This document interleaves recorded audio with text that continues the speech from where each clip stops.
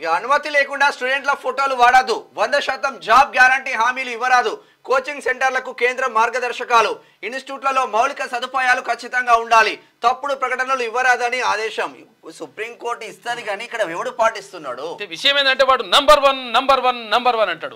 వాడోడు వీడోడు. ఇప్పుడు ఇది 2 బ్యాచ్లు ఉన్నాయి కదా, ఈ నారాయణ బ్యాచ్ తర్వాత శ్రీ చైతన్య బ్యాచ్ ఇట్లుంటాయి కదా.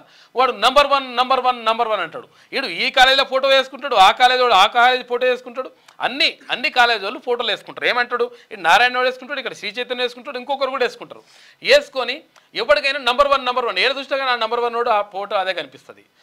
పిల్లలకి ఇష్టం లేకుండా కూడా, తల్లిదండ్రులకు ఇష్టం లేకుండా కూడా ఆ ఫోటోలు వేసి ఈ లంగ కథలు వాడడం ద్వారా ఏమవుతుందంటే ఈ నారాయణ శ్రీ చైతన్య ఒక నిజంగా ఏంటంటే ప్రభుత్వం దీనిపైన ప్రత్యేక దృష్టి పెట్టాలి. మీకు ఏమైనా కమిషన్లు వస్తే మరి ఒకవేళ కమిషన్లు వస్తలేవని అనుకుంటున్నాం మనమైతే. ఎందుకంటే గత ప్రభుత్వంలో ఉన్నటువంటి కొంతమంది పెద్దలు అట్లా ప్రభుత్వంలో ఉన్నటువంటి మంత్రులే ఆ కమిషన్లు తీసుకొని ఏది శ్రీ చైతన్య నారాయణలో అందులో ఏది వాటాలు తీసుకొని షేర్లు తీసుకొని మొత్తం మీద విద్యార్థులకు, తల్లిదండ్రులకు, తర్వాత ఇక్కడ ఉన్నటువంటి తెలంగాణ ప్రజలకు అన్యాయం చేసిండ్రు. అయితే అదే పని మేము కూడా చేస్తాం. ఇక మాకు కూడా ఏం కాదు అనుకుంటే మాత్రం ఎట్టి పరిస్థితిలో కరెక్ట్ కాదు. వాళ్ళ దోపిడీ మామూలుగా లేదు. ఎందుకంటే శ్రీ చైతన్య నారాయణ వాడు చెప్తే కూడా వినడిగా చెప్పుకోపో. ఇక అసలు అట్లా మేము అంతేనండి 3 లక్షల రూపాయలండి నండి 4 లక్షల రూపాయలేనండి వాడు అయ్యే జాగిరి. ఇప్పుడు ఉన్నది పైసలు ఒట్టిగా వస్తాయి. లక్షల ఫీజు. తర్వాత వాళ్ళ పిల్లలకు మంచిగా ఏమైనా తిండి పెడతాడా అంటే లోపలికి పోయినాక తిండి పెడతాడా అంటే ఆ తిండి కూడా చక్కగా ఉండదు. ఫుడ్ పాయిజనింగ్ అవుతుంది వాళ్ళకు. తర్వాత తిండి తినలేక తర్వాత ఇంకోటి ఏంటంటే ఆడ ఏమైనా ఆట స్థలం బీట స్థలం ఏమైనా ఉంటుందా, పిల్లలకి ఏమైనా ఆడిపిస్తారా, లేకపోతే వాళ్ళకు మానసికంగా ఏమైనా ప్రశాంతంగా ఉండడానికి ఏమైనా చేస్తారా అంటే ఏం చేయడు. వాడిని సావగొట్టుడు అని లోపల పెట్టి. వీళ్ళ తల్లిదండ్రులకు అర్థం కాక శ్రీ నారాయణ శ్రీ చైతన్య తీసుకొని అలా వాడేస్తారు. ఆ నారాయణ ఆడ వాడేస్తారు. పడేసిన తర్వాత ఏమవుతుంది పోరలు వాడ. నిజంగా చెప్పాలంటే ఒకటి చెప్తా నేను జైలు ఉన్నప్పుడు నాకు అనిపించింది, అరే ఏమో మనము జైలు ఉంటే 4 రోజుల పాటు జైలు ఉన్నప్పుడు అనిపించింది, అరే మనకంటే ఇప్పుడు వాడు శ్రీ చైతన్య నారాయణ పూరని తీసుకొచ్చి ఇలా జైల్లో వాడేస్తే వాడు 10 ఏళ్ళు కూడా ఉంటాడు, ఆరాంసే ఉంటాడు. ఎందుకుంటాడు అంటే ఇప్పుడు ఈ శ్రీ చైతన్య కాలేజీలో కానీ, శ్రీ చైతన్య స్కూల్లో కానీ, ఈ నారాయణ స్కూల్లో, నారాయణ ఈ కాలేజీలో కానీ ఎక్కడ కూడా గ్రౌండ్ ఉండదు, వానికి ఆర్డర్ ఉండదు, పాట ఉండదు. వాడికి బిల్డింగ్ ఉంటే ఆ బిల్డింగ్ అల్లనే తినాలి, అల్లనే వండాలి, అల్లనే అన్ని పోవాలి. ఇక ఎటువంటి పరిస్థితి ఉంటుంది. దాంతో ఏమవుతుంది, ఇక వాడు అల్లనే అలవాటు అయిపోతుంది. అంటే ఇక్కడ జైలు అన్న నయం ఉంటుంది. జైలు ఏముంటుంది అంటే ఇక్కడ ఏది వ్యవసాయ క్షేత్రం ఉంటుంది, అట్లా తిరిగి రావచ్చు, వాకింగ్ చేయవచ్చు, చెట్ల నీళ్ళు పోయచ్చు, వాకింగ్ చేయొచ్చు, ఇవన్నీ ఉంటాయి లెక్కలు. అయితే దారుణమైనటువంటి పరిస్థితిని ఎదుర్కొంటున్నారు.